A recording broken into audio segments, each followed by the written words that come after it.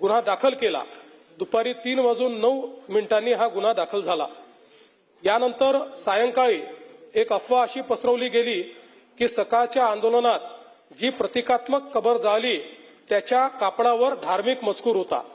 अत्तरोळमधील नमाज आटोपून 200 ते 250 चा जमाव हा त्या ठिकाणी तयार झाला आणि नारे देऊ लागला। याच लोकांनी आग लावून टाकू असे हिंसक बोलणे प्रारंभ केल्याने पोलिसांनी त्या ठिकाणी बळाचा वापर केला। यापूर्वी बजरंग दलाच्या कार्यकर्त्यांविरुद्ध तक्रार द्यायची आहे अशी मागणी करण्यात आल्याने त्यांना गणेशपेठ पोलीस ठाण्यामध्ये आमंत्रित करण्यात आलं। त्यांची तक्रार ऐकून घेण्यात आली। एकीकडे पोलिसांची कारवाई सुरू असताना दुसरीकडे हंसापुरी भागामध्ये 200 ते 300 लोक हातात काठ्या घेऊन दगडफेक करू लागले। त्यांच्या तोंडावर फडके बांधले होते। या घटनेत 12 दुचाकींचे नुकसान झाले आहे। या घटनेमध्ये काही लोकांवर घातक शस्त्राने हल्ला करण्यात आलेला आहे। तिसरी घटना भालदारपुरा भागात सायंकाळी 7:30 वाजता झाली। 80 ते 100 लोकांचा जमाव तिथे होता। तिथे त्यांनी पोलिसांवर हल्ला केला। त्यामुळे अश्रुधूर व सौम्य बळाचा वापर करावा लागला। या घटनेत एक क्रेन, 2 जेसीबी व काही 4 चाकी वाहने ही जाळण्यात आली।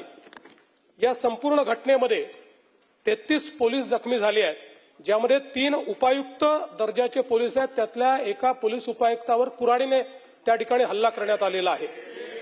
एकूण 5 नागरिक जखमी झालेले आहेत। 3घांना उपचार करून सोडले आहेत। 2 रुग्णालयात आहेत, यातला एक आयसीयूत आहे। एकूण 3 गुन्हे गणेशपेठ पोलीस ठाण्यात दाखल झाले आहेत।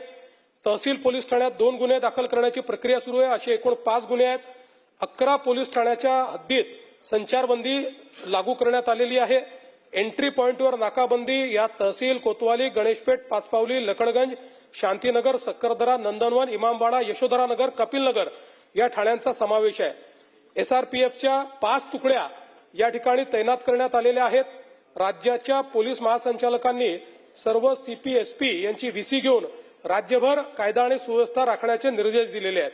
अध्यक्ष महोदय, एकूणच याच्यामध्ये जर आपण बघितलं तर सकाळची एक घटना घडल्यानंतर मध्यंतरीच्या काळामध्ये पूर्णपणे शांतता होती, पण त्यानंतर मात्र संध्याकाळी काही लोकांनी जाणीवपूर्वक अशा प्रकारचा हल्ला केल्याचं या ठिकाणी लक्षात येत आहे। याचं कारण जवळपास एक ट्रॉली भरून त्या ठिकाणी दगड मिळालेले आहेत आणि काही लोकांनी जमा करून ठेवलेले दगड, वरती जमा करून ठेवलेले दगड हे आपल्याला पाहायला मिळाले।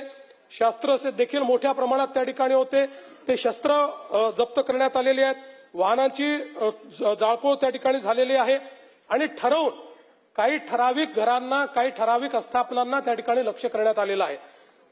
3 डीसीपी लेवलचे लोक या ठिकाणी जखमी झालेले आहेत आणि जसं मी सांगितलं की यातल्या एका डीसीपीवर तर थेट कुऱ्हाडीने वार हा त्या ठिकाणी करण्यात आलेला आहे। त्यामुळे निश्चितपणे याच्यामध्ये काही ना काही एक प्रकारे काही लोकांचा सुनियोजित पॅटर्न हा देखील त्या ठिकाणी दिसतो आहे। अशा लोकांना त्या ठिकाणी त्यांच्यावर कारवाई ही केलीच जाईल। कुठल्याही परिस्थितीमध्ये कायदा आणि सुव्यवस्था हाती घेण्याची कोणालाही परवानगी या ठिकाणी देण्यात येणार नाही। आणि मी एक गोष्ट स्पष्टपणे सांगतो, पोलिसांवर ज्यांनी हल्ला केला असेल त्यांना काय झालं तरी सोडलं जाणार नाही। पोलिसांवरचा हल्ला सहन केला जाणार नाही। पोलीस शांतता प्रस्थापित करत होते, अशा वेळी पोलिसांवर केलेला हल्ला अतिशय चुकीचा आहे। अध्यक्ष महोदय, खरं म्हणजे महाराष्ट्रामध्ये कायदा आणि सुव्यवस्था राखणं, शांतता राखणं आपल्या सगळ्यांची जबाबदारी आहे। मी नागपुरातली जनता असेल, या सर्व जनतेला ही विनंती करू इच्छितो की सर्व समाजांचे धार्मिक सण हे या कालावधीमध्ये चाललेले आहेत। अशा या सगळ्या परिस्थितीमध्ये सगळ्यांनी संयम ठेवला पाहिजे, कोणीही संयम सोडू नये। आपल्याला कायदा आणि सुव्यवस्था आणि शांतता कशी राखता येईल, एकमेकाच्या प्रति आदरभाव कसा राखता येईल, अशा प्रकारचा प्रयत्न हा सर्वांनी करावा, अशा प्रकारची या निमित्ताने मी अपील करतो।